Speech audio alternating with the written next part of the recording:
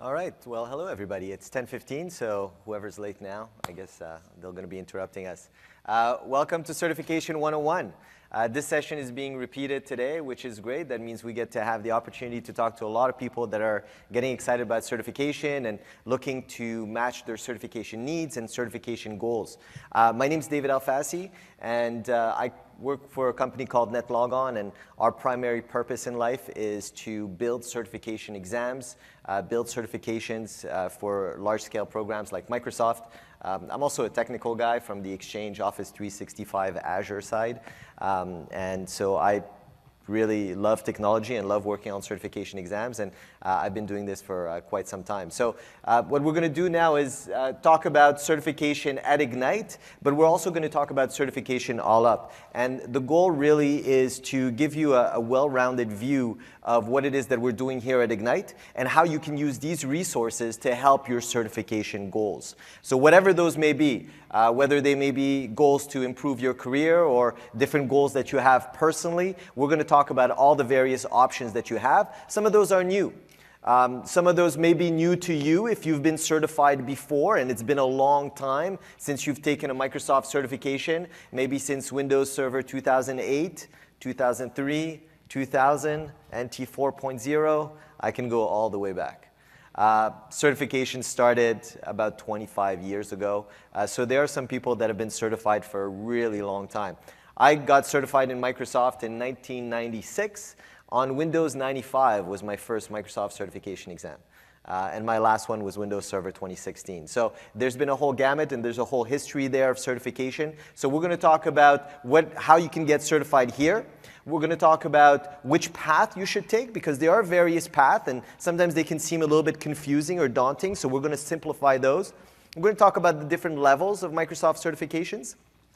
Then we'll talk about the exams themselves, tips and tricks on how to take certification exams and what you should look for and how they're built. And I find that if we demystify a lot of how these exams are built, it allows you to walk into an exam room and to feel a lot more confident about what you're trying to do and how you're going to tackle the questions in the exam. We'll talk about the different types of questions that you can encounter. Are they all multiple choice? Do I have a UI I have to work with? How does that work? So we'll talk about those things as well. And then we'll talk about learning resources. What resources you should use to prepare for an exam. At any point you have any questions, there's not 300 of us in here, so you can just raise your hand and ask me a question. I'll probably repeat it to make sure that it ends up in the recording.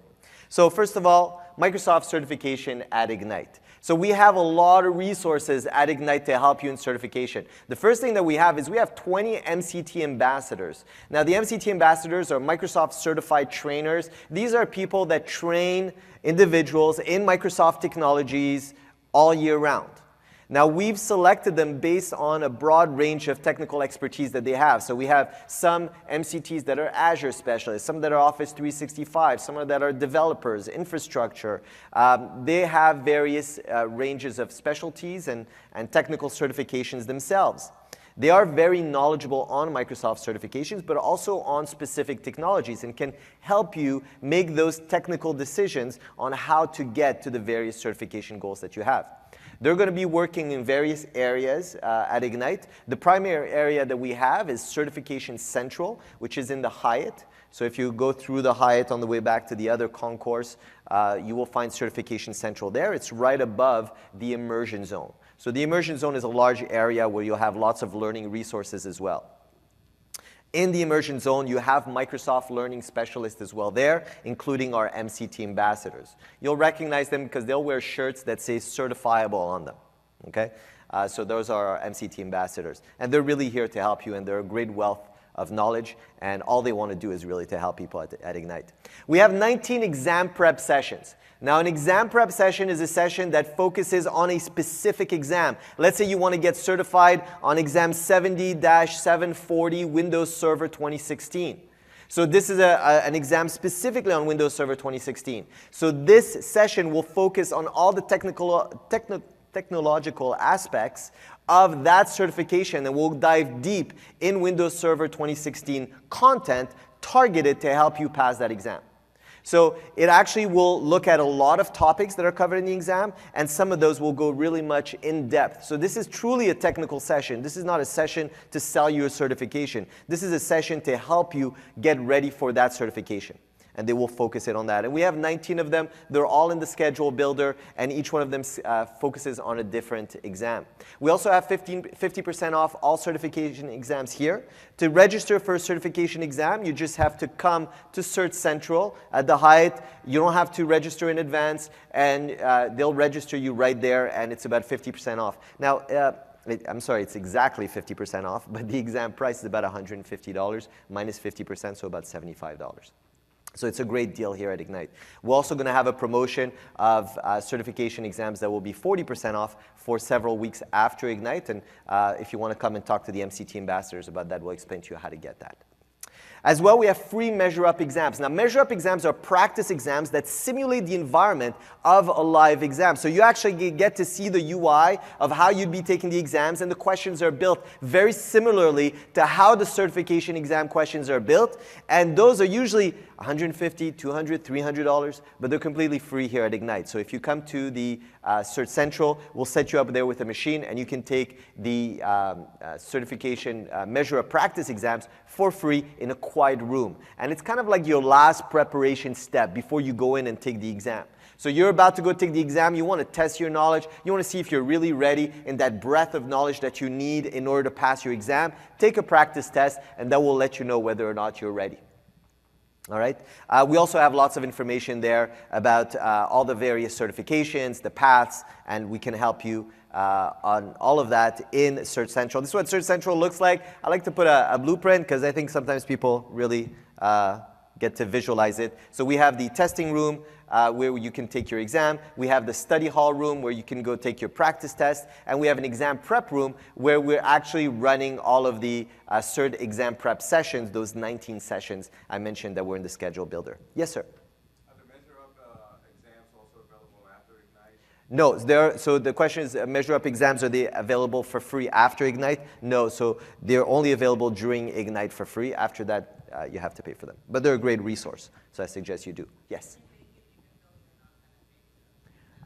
So absolutely, you can go and take the measure-up exam or the measure-up practice test at any point. You're not obligated to have registered for an exam first. You can just walk in, and if you want to take your exam after Ignite and take the practice test now, use the resources now, you're welcome to do that as well. Yes, sir? Yes, I'm sorry. Today's Sunday, right? No, tomorrow. So Cert Central is not open today. We only open tomorrow. So as of tomorrow morning, you'll be able to do that. Is there a limit? There is no limit. So you can sit and take measure-up practice tests all day long if you like. We'll be more than happy to have you. Yes, sir? Yes, we are open Monday to Friday. Friday, I believe we close around 2:30, 3 o'clock, something like that. I have the exact hour if you want to check with me later on. All right. So the certifications themselves and the program. So Microsoft certification program starts with the first step, which is the MCP, Microsoft Certified Professional. When you pass your first certification exam, this is the designation that you get. You become an MCP. Now there are many, many exams that you can take. All of those exams qualified for the next level certification, which is the MCSA and the MCSE. So the MCP, first level that you get by taking just one exam. Once you've taken that one exam, you can move on to the next step, which is an MCSA, or Microsoft Certified Solutions Associate. So this is an individual who knows how to work with technology, typically someone who has 1 to 2 years experience working with a specific product or a specific solution. For example, you could be an MCSA on Office 365. That requires 2 exams on Office 365, and now you have that designation where you are determined as an individual, or you're designated as an individual that has the ability to work with Office 365, implement, configure, manage Office 365 environment. So that is the purpose of that certification, is to identify you as this individual that has the proficiency to know how to work with this technology and implement and manage this technology. 1 to 2 years experience is typically where we have that initial cutoff point. It doesn't mean that if you have more than 2 years experience, you cannot be an MCSA. It's just that that's where the minimum is in terms of what we're looking at, that minimally qualified candidate for an MCSA designation or certification. It requires passing 2 exams in most cases. In some cases, it's 3 exams. The example for that is the Windows Server MCSA. So Windows Server 2016 MCSA will require 3 exams. Most other ones will require 2 exams. Then you're ready to move on to the next step, which is the Solutions Expert, the MCSE. The MCSE, you've heard about it. It's been along for a very long time, since the days of NT 4.0. And the MCSE is really the individual that knows how to implement multiple technologies together as global solutions. So we talk more about the why and the when rather than the how. So at this point, you're identifying why you should implement this technology as opposed to this solution, and when you should put into place when you're implementing multiple aspects of the solutions together. So there are more elements involved. There are more environmental constraints. There's more involved to identifying what needs to be done with the technology. And once you're identified as MCSE, this is the top level certification within Microsoft Learning. So someone typically who has 3 to 5 years experience, it is the next step after the MCSA. Now we've simplified this process where if you become an MCSA, you just need 1 more exam and then you are an MCSE. Okay? So the MCSE path has been simplified now that it only requires, in most cases, 3 exams, in some cases, 4 exams. All right? Now we have something also relatively new in the MCSE is the optional recertification. So when you get certified on Azure, for example, you're certified in Azure in 2016, let's say. Well, you guys know very much that Azure is a continuously changing product and it's a continuously changing technology. Somebody who's proficient in Azure in 2016, in 2018, those skills might be a little bit outdated. So how can I identify myself as an expert on Azure on the current version of Azure? Well, certification allows you to recertify and therefore have a more current version of that certification. So MCSA on Azure 2016 and MCSA on Azure 2018. So you can identify yourself as a current Azure expert. And that also means that the Microsoft certification exams are continuously being updated as Azure is being modified. And that is true of all the certifications and all of the products that Microsoft has certifications on. All right? So recertification is a great option that you have as part of the MCSE. Yes, sir? So that 3-year requirement has been removed, and this optional recertification is what replaces it. So the gentleman asked a question about there used to be a recertification requirement for the MCSE that has been retired. All right, so how do you keep current? As I mentioned, you have the option to recertify or re-earn your certification every year.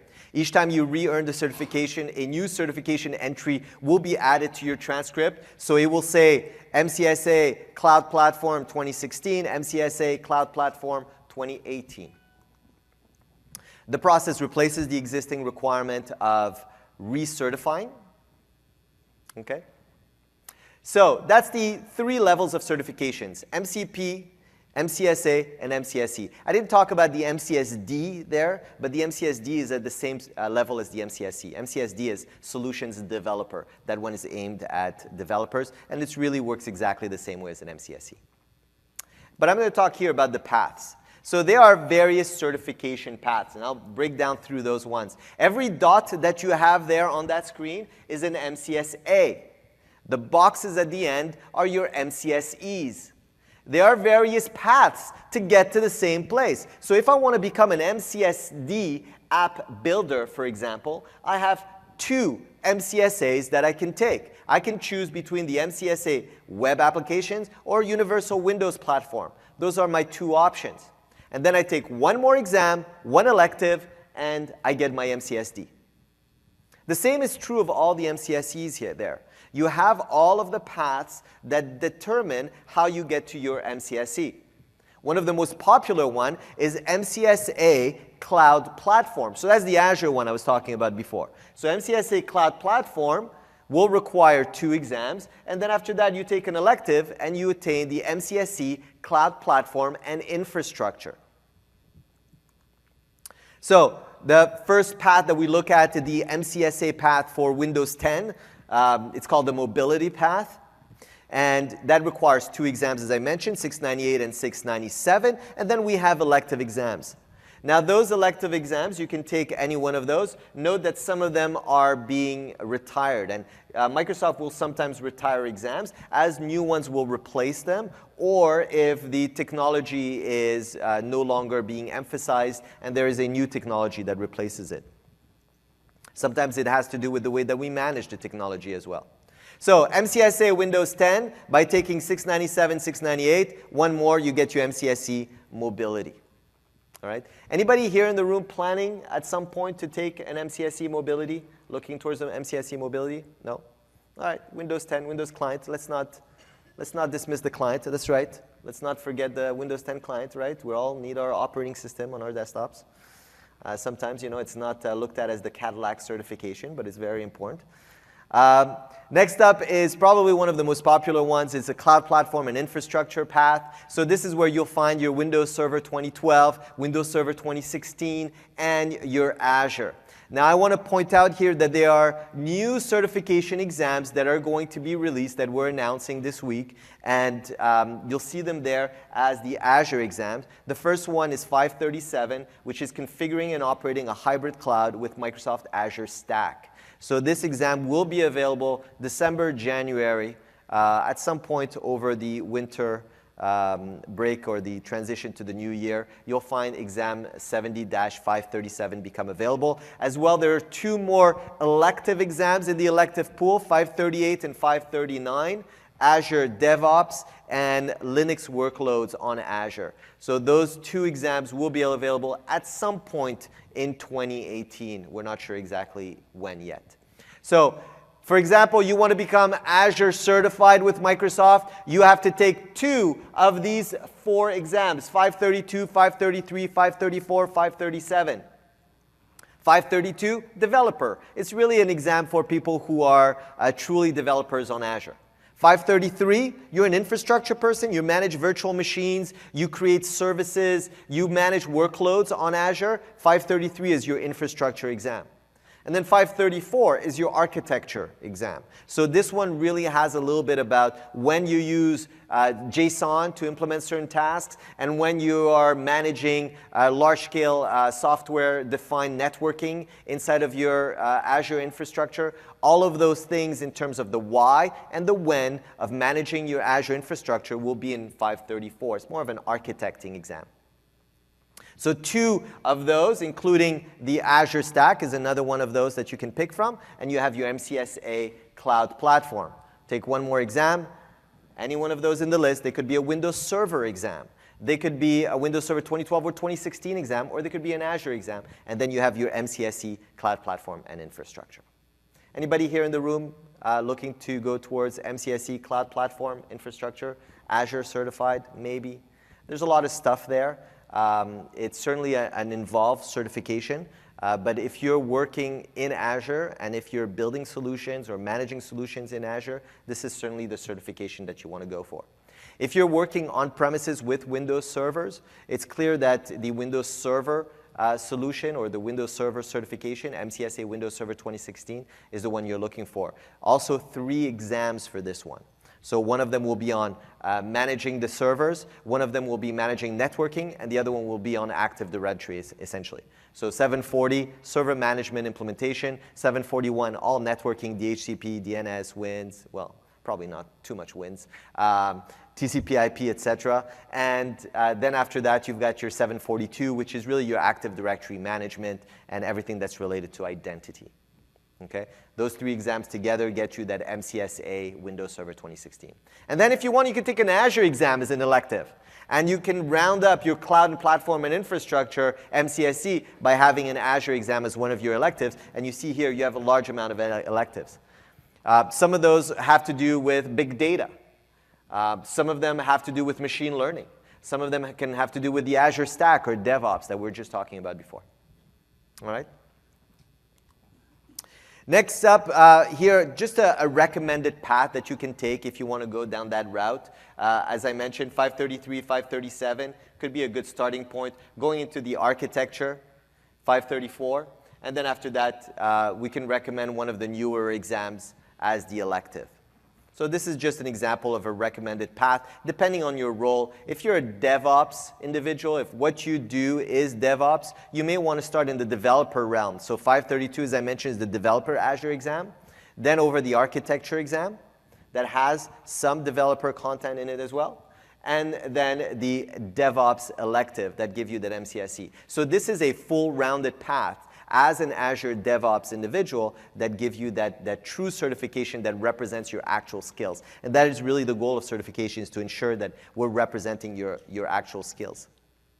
Productivity path, this is the path that is purely Windows Server based. And also Office 365. So this is where we're going to find, again, our 2 Windows Server MCSAs. So the Windows Server MCSAs are basically prerequisites or can be used to attain 2 different MCSEs, the Cloud Platform and Infrastructure or the Productivity MCSE. As well, here we have the Office 365 MCSA. And again, a long list of electives, and some of those are on-premise products.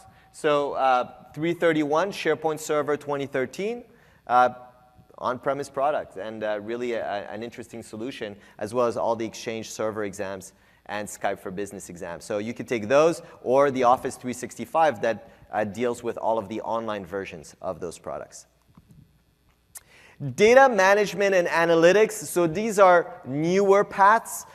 This is where you find all your SQL, your SQL BI. This is where you'll find also some new paths around data science. So data science is a large focus of Microsoft certifications and Microsoft all up lately. And this is where you'll find the cloud services that support the data science solutions, certifications on those. So whether it be analyzing big data, whether it be visualizing data, whether it be implementing the infrastructure that's going to support that data, we have the various certifications that are available to represent those skills.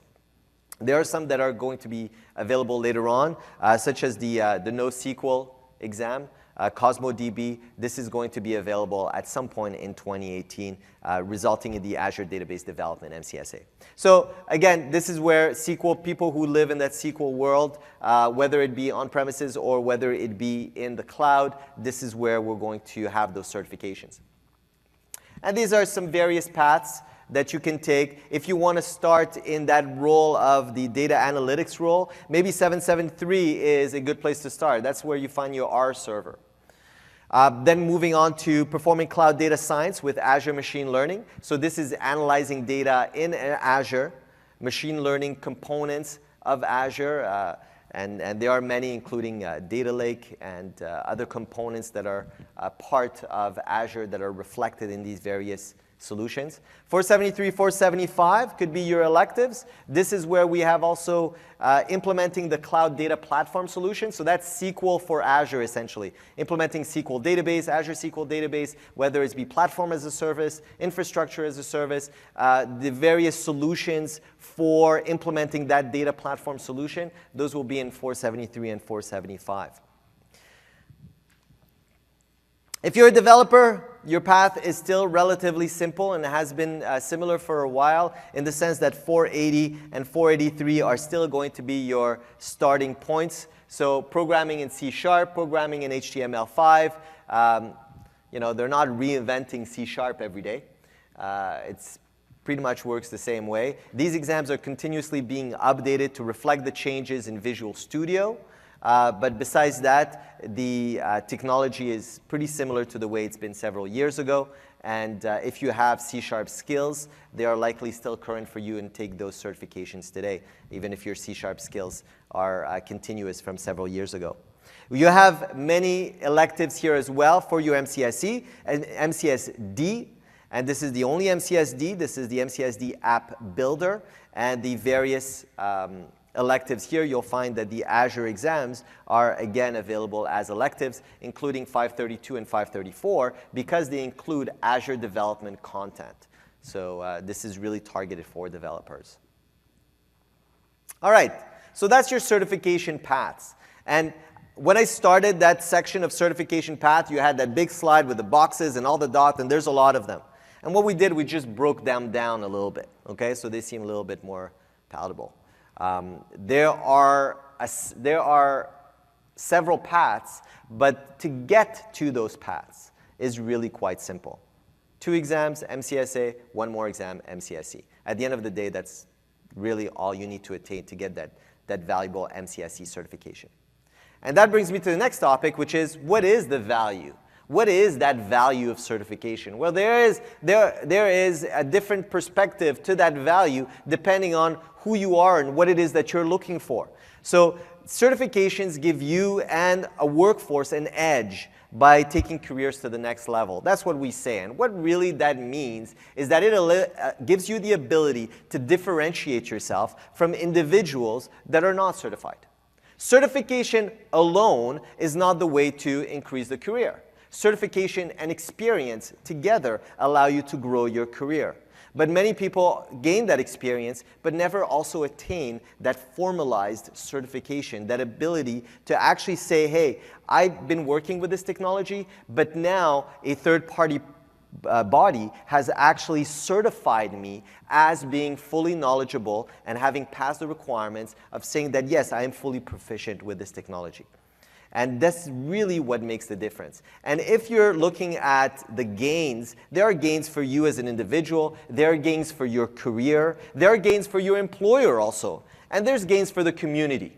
Now, the way that I look at the gains for the individual and the career, that's pretty simple, and I'm going to break them down in a couple minutes. But the ones that are not always as evident is the gains for your employer. Your employer feels a lot more safe about having you being certified. It means that Microsoft has ensured that you as an individual are certified and that you are more qualified, that your qualifications have been verified and validated as somebody who can work with this technology. So in terms of confidence, that usually is something that we find.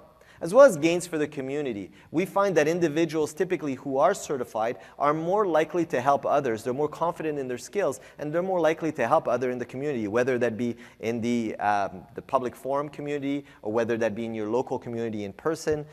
We find that certified individuals can help others in attaining those skills, whether that be to get certified themselves or to just help them in their technological needs. Now, the gains for the individuals, of course, individual confidence. If I get certified, I feel more confident about my skills. I gain more knowledge because in order to become certified, I may work with 8 aspects of the technology, but 2 of those aspects are things that, hey, I don't do every day. I manage Active Directory, but I don't always implement AD Connect. I don't do that regularly, and I need a little bit of help. So I'm actually going to go and gain that additional knowledge just to pass the exam. Well, the result of that is I'm going to become more knowledgeable in AD Connect, and later on, I may open up some additional opportunities to be able to use that technology in another job or even in my own position. Create goals for deeper learning. As soon as you start to see all the objectives that are in the exam, you may say, hey, you know what? I feel like my learning has been a little bit at the surface level, and I may need to go a little bit deeper. And that may pique some interest that wasn't there before. So we find that a deeper learning path is definitely a great gain for the individual. And inspire others through achieving your own goals. As you're embedding yourself and gaining those certification, that demonstrates to other people that work with you, other people around you, that you're really working hard on yourself and you're working hard towards your own goals. For your career, it demonstrates drive, commitment, and initiative, and it's clear that it demonstrates to an employer and to coworker that you're taking this very seriously. It's a tangible way of demonstrating a mastery of the product, understanding that depth knowledge of the product, again, even in areas that you may not be using on a day-to-day basis. Sets you apart from your peers at review time, and it gives you recognition by the industry. And there's different ways that we provide that recognition that I'll talk about in a few minutes. Typically, people who are certified just earn more money. And that's on average given, but this is something that we find throughout. So we can talk about the various altruistic reasons why we're going to be certified and the various gains for our confidence, but at the end of the day, there are some tangible benefits as well. And one of those is also proving your success with badges. So badging is something that Microsoft has introduced recently, and when I say recently, I'm going to say probably about a year and a half, 2 years ago. gives you the ability to attain these badges that can then be shared. You all know about the strong integration with Microsoft and LinkedIn, and these badges can be available and visible in LinkedIn through a third party, and those identify you as a certified individual. So based on your certifications, and as soon as you pass and attain a certification, you'll automatically get an email with the option to download your badge and make it available and visible. And badges are really, really important today in employability. This is just a search that I did a couple days ago, looking at various job openings. 4,580 current job openings in anything that's Microsoft Cloud Expert solutions in the United States alone. So there's a lot of opportunities, and people that look through tools like LinkedIn in order to identify people that are skilled. Badging is a great way to either filter or identify easily individuals that have those certifications. So definitely a great way to differentiate yourself from the average certified person. All right, now the exams. So here we get into a little bit more of the weeds of the components that make up the certification and what experience you can kind of expect in terms of the exam. So something that everybody needs to understand is that there are different types of questions. There's a level of exams I didn't talk about before because it's typically below what you guys would ever take, which is the Microsoft Office Specialist exam. This is exams that people would take in order to become proficient in Microsoft Word, Excel, PowerPoint, for example. Most people that are coming to Ignite are not trying to get a certification in PowerPoint. And so those exams, the MOS exams, Microsoft Office Specialist exams, those are performance-based, which means that there's a little bit of an emulated environment that people walk into. It's an HTML5-based environment where they walk into and they perform various tasks in Word, and then their end state is validated in order to identify whether they pass or fail. Okay? So those are typical MOS-type questions. You also have MTA exams, which also I didn't talk about, Microsoft Technology Associate, because again, it's a little bit lower level than what I would expect you guys to take. It's really the basis of like an operating system or what is a protocol. This is what we expect people at the academic level as an entry into technology would take. You guys are not at the technology entry level. So you guys are moving on to the next level, which is MCSA and MCSE questions. Now, MCSA and MCSE questions, they'll start off with multiple choice. You can expect that about half of your exam will be multiple choice questions. Okay? Simple question, 4 answers, 1 of them is correct, 3 are incorrect, or 2 of them are correct, and 2 of them are incorrect, or 3 of them are incorrect. We'll tell you. So when you take the question, we'll actually tell you how many are correct and how many are incorrect. You also have questions like build list. A build list where you actually have to pick 3 steps, and then you have to put them in order. Again, we'll tell you how many steps you need to pick and whether or not you need to put them in order. You'll have various questions where you have to interact with the UI. So you have a drop-down list, and you have to pick things from a list. So how many servers should you deploy? Well, 5 servers in the Redmond office, 8 servers in the Miami office, and 12 servers in the New York office. Okay? So you can actually interact and go from the drop-down list and actually pick your solution, so things that would not be an actual multiple choice. Then you have hot area question. A hot area question is a question where you have a UI, kind of like a graphic representation of a network, for example, where you have servers here, and you have routers here, and you have your internet connection, and you have this path between this office and that office, and you actually have to click on one of those to identify your answer. You have to click on one of the areas in the screen, make it hot, so that you identify what answer is correct. So a little bit of interaction. You also have questions where you have what we call a graphic interpretation.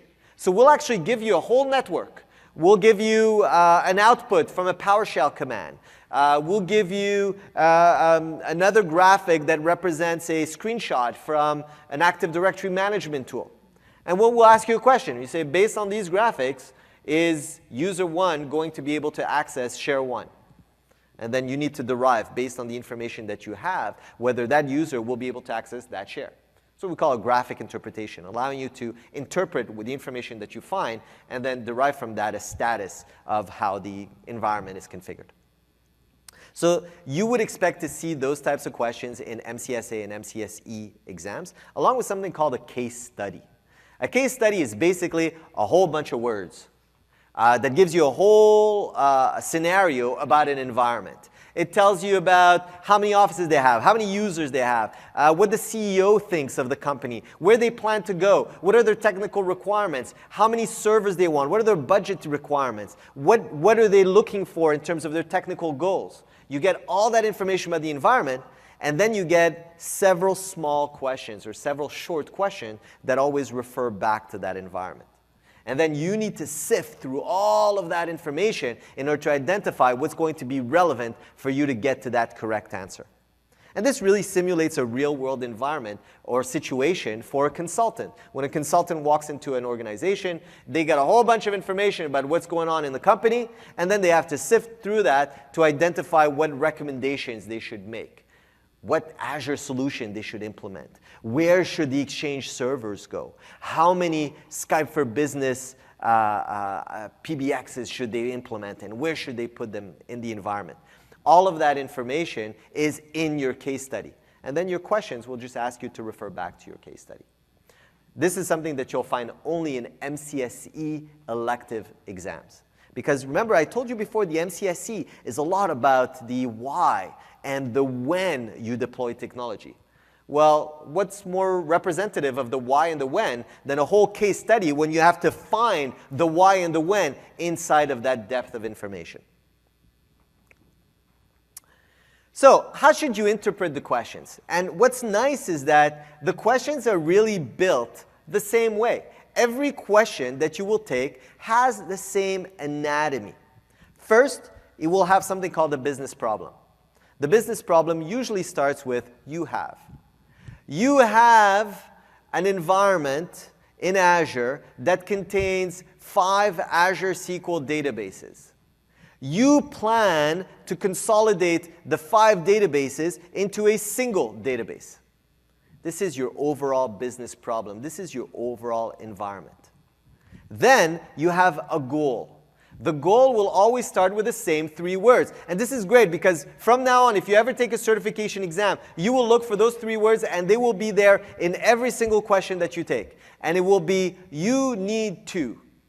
The sentence that starts with, you need to ensure that that SQL Azure database is replicated in 3 regions. That is your goal statement. That is that you need to statement. And that you need to statement is directly going to be followed by your answer choices. And your answer choices will always relate to that you need to statement, which means they will provide that answer to that you need to question. You need to ensure that that SQL database needs to be replicated to 3 Azure regions. The answer? Ensure that you implement geolocation in Azure, something like that. I don't remember exactly what it's called, but I know it sounds more or less like that. So your answer is going to always refer to that you need to statement. So when you are looking for a you need to statement in your question, that is the most important sentence in that question. Everything else in your question supports that you need to question. Everything else sets up the environment so that you can accurately answer you need to implement or replicate that database to multiple Azure regions. So 1 or multiple correct answers, again, we will tell you. And then we will have distractors. Distractors are incorrect answers. Okay? Answers that are 100% incorrect. Now, you need to remember something very important when you're taking certification exams. Certification exams are not designed to trick you. The goal is for you to pass the exam. And people don't always get that. They say, well, what do you mean people should pass? Yes. If you are qualified, you should pass the exam. The goal is not to trick you into failing. The goal is to ensure that you pass if you are qualified, but that you must also fail if you are not qualified. See, when we develop an exam and somebody that is unqualified fails, we do good. But if somebody that is qualified also fails, then we failed at building a valid exam. Because we need to ensure that the person who is qualified passes the exam so that they can identify themselves as being certified and as being knowledgeable in the technology. So it's very important that we do not trick you. So if you are confident with your skills and you go and take an exam and you're looking at a question and you're like, I really think the answer is A. but I think they're trying to trick me into picking B. I think A is too obvious. I think really it should be C. A is just too obvious. I think it's A, but it's too obvious. This got to be tricky. C's got to be the answer. Chances are A was the correct answer. Chances are your gut was right, because we did not try to trick you. There is no purpose in certification in tricking you. If you leave with anything from this session, then at least let it be that. So I mentioned before that there's multiple types of questions. One question type that you will not see anymore, and I just realized a mistake in my deck, is choose all that apply. You will not see choose all that apply questions. Okay? We will tell you choose 1, choose 2, choose 3, but we will never tell you choose all that apply. You have some questions also if you're a developer where you actually get to put in some code. So you can complete the code that is in the existing question. Typically, you will see that in T-SQL. So if you take a T-SQL exam, you can do code completion where you're actually going to complete your T-SQL command in the question. So a nice interaction. I think we've talked about all those. So this is what a multiple choice question will look like. Again, choose one or choose multiple. If you see a radio button, by the way, it means there's only one. Radio button only allows you to choose one. If you see checkboxes, that means that you can pick more than one. Pretty simple.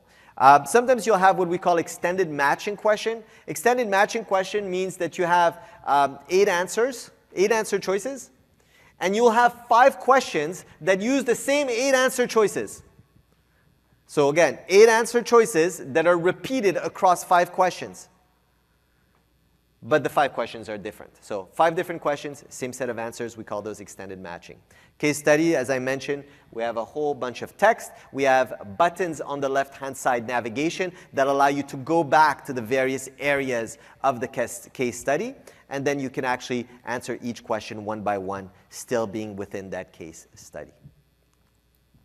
Drag and drop is an example I didn't mention before, which is something that a question type that allows you to drag an object from the left into the right. So that object may be a server, maybe a name, maybe a phrase, maybe a technology, something that you're dragging from the left and putting into a table or putting into a diagram. You're dragging something from section A and putting it in section B.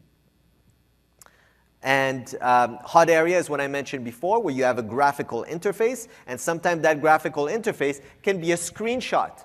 And you just have to click one of the buttons in that interface that has been activated for the purpose of the question. Short answer code, I mentioned earlier, is a type of question where you actually fill in the code. And again, if it's a T-SQL exam, then you'll have to complete your T-SQL command by just typing it out. Now, some basics about taking a certification exam. Typically, you'll have 40 to 60 questions. It'll be 1 to 4 hours. Really, it's an hour and a half most of the time. 4 hours are beta exams, exams where we give you the entire, a larger number of questions, and those are by invitation only. All questions are worth 1 point, except if we tell you they're not worth 1 point. So sometimes you'll see a question, we'll say, this question is worth more than 1 point. Other questions, we will not mention that because they are worth 1 point, which means they're more or less equal in terms of pointage. You don't get negative points for answering a question wrong. So when you're going through the exam, don't ever leave a question blank because you'll get 0 for sure. Okay, so answer something even if sometimes you have to take a little bit of a guess. It's part of taking an exam. Okay, so no negative points. Once you go inside a case study and you complete your case study, you cannot go back into the case study. So you can't go into one case study and go back into another. Once you've completed that case study, it's locked in. Every other question in the exam, you can move back and forth. So you answer a question later on, you're like, oh, you know what? I just remembered about the way that we implement high availability in Exchange. I need to go back to that previous question. You can do that unless that question is in a case study. If that question is part of that large scenario of a case study, you cannot do that. Now 700. 700 is an aspect of the exam that confuses a lot of people. 700 is the passing score. A passing score for every single exam is 700. Does that mean that every single exam has a pass score of 70%? No. And the pass score is not published, so you will never know what the pass score is for your exam. What you will know is that there is a weighted process that is a pretty evolved process that Microsoft goes through to set the pass score, and that weighted process ends up with the number 700. So 700 on an Azure exam and 700 on a developer exam could be two completely different things. One could be a pass score of 55% and the other could be a pass score of 80%. You won't know, but they're all weighted and averaged out to 700. Okay, so 700 is what you'll see, and you'll see whether or not you attain higher or lower than 700. What to expect when you arrive? Well, when you go and take an exam, it's at a Pearson testing center, unless you do it here. But they'll do the same thing, which is it's a closed book exam. You have to present a piece of ID. You're not allowed to bring your phone, your electronics, and you'll have to put everything in secure storage. By the way, what you see here is exactly what we do here at Ignite and what you expect at any of the worldwide testing centers of Pearson. But there's a new option that's been available for a couple of years now, is you can take the exam at home. Okay, so you can actually have the option of having a home proctored exam, which basically means that you're sitting at your computer, you're downloading a special client, and you're logging in to the exam. Somebody, a proctor, will actually validate where you are in your house, making sure that there's no books, and there's some requirements in terms of validating with a camera what's going on in the room around you, making sure there's no additional monitor, nobody there to help you, and they proctor you as part of the exam, except you're at home. So of course you are being filmed by your own camera at that point. You're being watched by the proctor to ensure that you're not cheating on the exam. Okay? So this is really great for people who live very far away from testing centers. If that means you have to travel hours and hours to a testing center, well, having that option is really an amazing option. Don't panic during the exam. Stay calm. Very important. Get a good night's sleep. Be very relaxed. You won't know every question, and that's okay. You don't need to know every question to pass the exam. By the way, in order to be certified and to be proficient in the technology doesn't mean that I need to know everything about that technology. I need to be really good at that technology, and I need to hit that bar, that requirement bar, something that has been set by people who are also proficient in the technology that have identified how many questions you need to get right. Okay, so it's a weighted process, again, that Microsoft goes through with technical experts so that they can set that pass score, that bar as who is qualified and who is not qualified.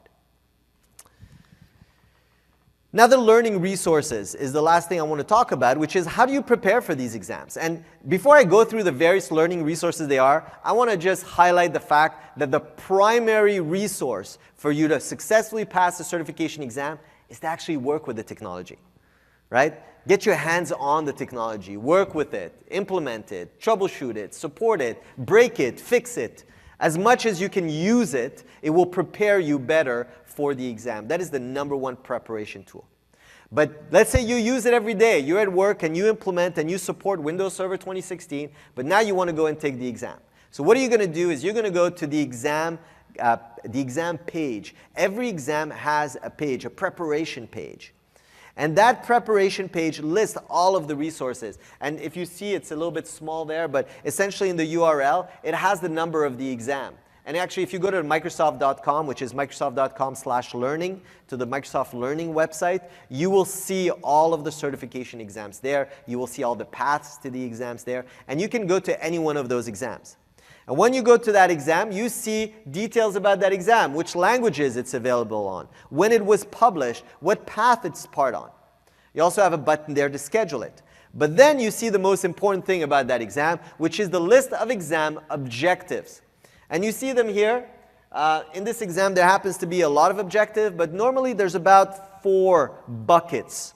Most exams have 3, 4, or 5 buckets of information or of objectives that are covered in the exam. Those little plus signs, they expand so that you see more information about each one. And you know that each one has a percentage associated to it. So for example, planned desktop and device deployment for this exam represents 10 to 15% of the questions of the exam. So you can see how much importance is assigned to it in the exam when you're trying to weigh how much time you should study on that. How much of it you know already? How much of it you actually work with already? Now, how current is this? Because this is an exam on Windows 10, but I know that Windows 10 keeps on changing. There's updates, anniversary update, creator update, all these updates to these products. Are they included in this exam or are they not included? Well, every exam has the date of the last time it was updated. So it says here, as of March 2017, this exam was updated. So you know that every bit of information that is in this exam is March 2017 and older. Okay? So you don't have to wonder if a new update that was made available in January 2017 was included or not included in that exam. So you get that information from the exam page. And as I mentioned, all of these buckets of information get expanded. So you want to know what's in planned desktop and device deployment. What does it really mean? Well, it means migrating and configuring user data. Well, can I have more examples on that? Well, we're talking about migrating user profiles and folder locations and roaming profiles versus mandatory profiles. So we get a lot of details about what is being covered in the exam so that you can focus your learning. So what resources can you use? Well, the resources can be instructor-led. I mentioned at the beginning of this presentation MCTs, Microsoft Certified Trainers. They are the only people who are certified by Microsoft on actually teaching Microsoft official curriculum. So Microsoft official curriculum, instructor-led training, is designed and built by Microsoft to prepare you for the exam. So essentially, all the objectives that are covered in the exam are covered in the course. So the instructor will teach you everything that there is to know about these various objectives, and that is what will prepare you as well for those exams. If you prefer to do self-paced training, there are Microsoft Press kits that you can purchase. You can take an edX course, a MOOC course. So these largely free courses. Microsoft puts a lot of those on the edX platform. You can take them for free, or if you want to have a certificate of completion, there are some minimal costs associated to that as well. You can take practice tests, as I mentioned before. Those are great learning tools as well to identify what you know and what you don't know. So to summarize in terms of the learning resources, it's clear that the press kits are great, Microsoft Press Kit for self-paced training. The edX courses or the MOOC courses, edX.org is where you'll find a lot of those, which target as well various technology or Microsoft technologies. Instructor-led training, which allows you to actually sit in a physical room or a virtual room with a presenter that's going to teach to that topic.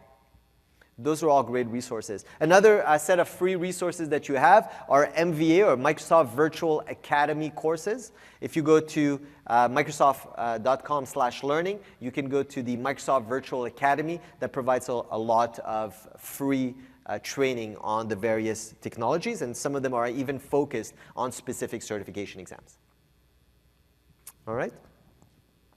I mentioned before the Measure Up practice test. The Measure Up practice tests are not necessarily available for all exams. Typically, when an exam comes out, there's a little bit of a lead time for the practice test to be created. But I can say today that most practice tests, most exams are covered by a practice test from Measure Up. And the Measure Up practice test really boosts your confidence and ensure that you have a better pass rate. And they've done some studies. They've actually looked at people who have purchased practice tests as opposed to people who have not. And the people who purchase practice tests do more on average or have a greater pass rate on average than people who do not. So they are a really great practice tool and a study tool. I use it really in order to validate that I have all of the knowledge that I need to have in order to pass an exam. All right? All right, so in summary, in terms of the resources we have here, Cert Central, you can go and take your exam. If you're not sure, you're not 100% confident about your skill in passing the exam, remember, the best way to really know whether or not you're ready to take the exam is go ahead and take the exam. What's the worst that can happen? At least you'll be exposed to the depth of knowledge, you'll be exposed to how much is being covered in the exam, and you'll have a great overview of how much you need to study in addition in order to pass the exam. It'll give you a great perspective on it. And the fact that they're at 50% off here at Ignite doesn't happen anywhere else. It's really a great opportunity. I encourage you to do that. We have about 100 seats that are available in our testing center, and we have the same opening hours as the immersion zone. So immersion zone downstairs, when they're open, we're open. So I recommend that you come and see us, talk to an MCT ambassador at any point, and discuss those your learning path, your learning goals with them. All right. Anybody have any more questions on the stuff that we've talked about so far? Yes. edX, edx.org. And actually, if you go to Microsoft.com and you look up or Microsoft.com/learning, and you look up a specific exam, if there is an edX course that maps to that exam, it will be listed in the preparation page of that exam. All right? Yes, sir. At the exam to bring photo ID and a second ID? Yeah, in some places worldwide, they do require 2 pieces of ID. Here we don't. So just to be safe, bring 2 pieces of ID. But here, 1 piece of ID is enough. Yes? What are the hours for your cert center, and also to take the practice test, do you have to make an appointment, or you can just come and do it whenever? So the hours of Cert Central, we are open tomorrow starting 12:30, so after the keynotes, until 6 o'clock. And then every day this week, we are open from 7:30 in the morning until 6 o'clock, except for Friday, where we close at about 3 o'clock. In terms of the practice tests, you don't need to make an appointment. You need to do anything. You come to Cert Central, again, 3rd floor in the Hyatt. You talk to an MCT ambassador there. There'll be 4 or 5 of them there. And you say that you want to take a practice test. They'll set you up in our room in the study hall. And we have about 80 machines there. So there'll certainly be room for you. And you sit down and you take a practice test for as long as you want. Okay? And they'll show you how to get that started. Yes, sir? It's 2nd floor, yes. I guess here in the States, the 1st floor, I'm Canadian, 1st floor is ground floor, right? So that would be the 2nd floor. Thank you, Mark. Mark is one of our MCT ambassadors that will be there all week. Any other questions? No? Well, thank you very much.